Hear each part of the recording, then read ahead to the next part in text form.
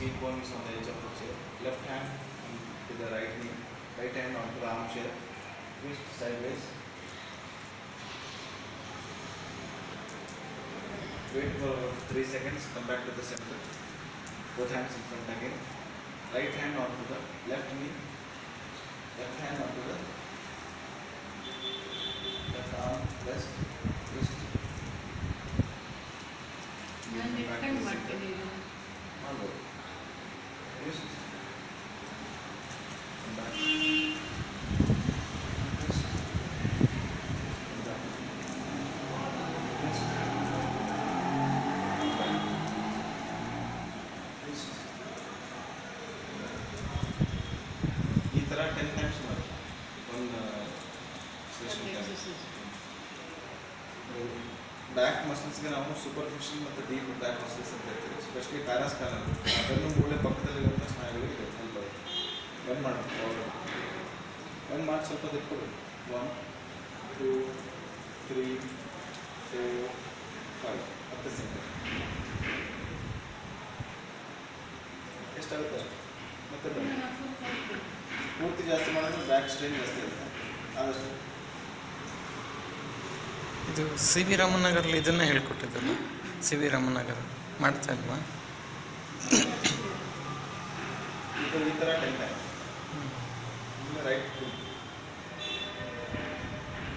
lateral side of the body stretch ಆಗುತ್ತೆ. Back to the center. Left 2. Back to the center. Right 2. Back to the center.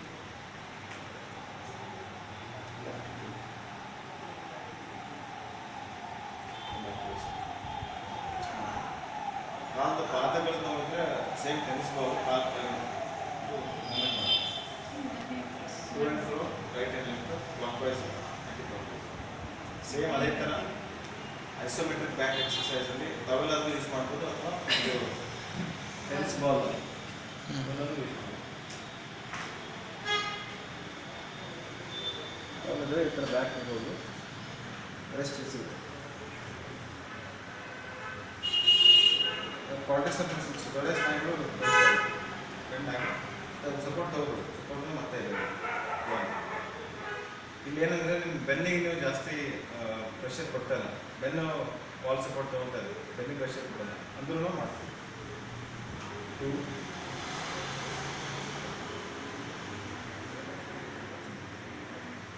3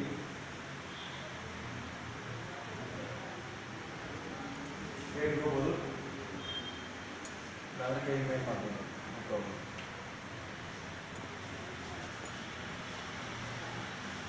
ಇಲ್ಲಿ ನಿಮ್ಗೆ ನೋವು ಜಾಸ್ತಿ ಅಂದರೆ ಬೆನ್ನೆಲ್ಲ ಜೋರ ಪ್ರೆಸ್ ಮಾಡ್ಬೋದು. ನೋಡಿ ಕಡೆ ಎಲ್ಲ ಪ್ರೆಷರ್ ಎಲ್ಲ ಶೋಲ್ಡರ್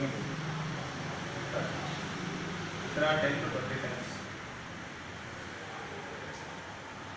ಆಮೇಲೆ ಸೇತು ಬಂದಾಸನ ಮಾಡ್ಬೋದು.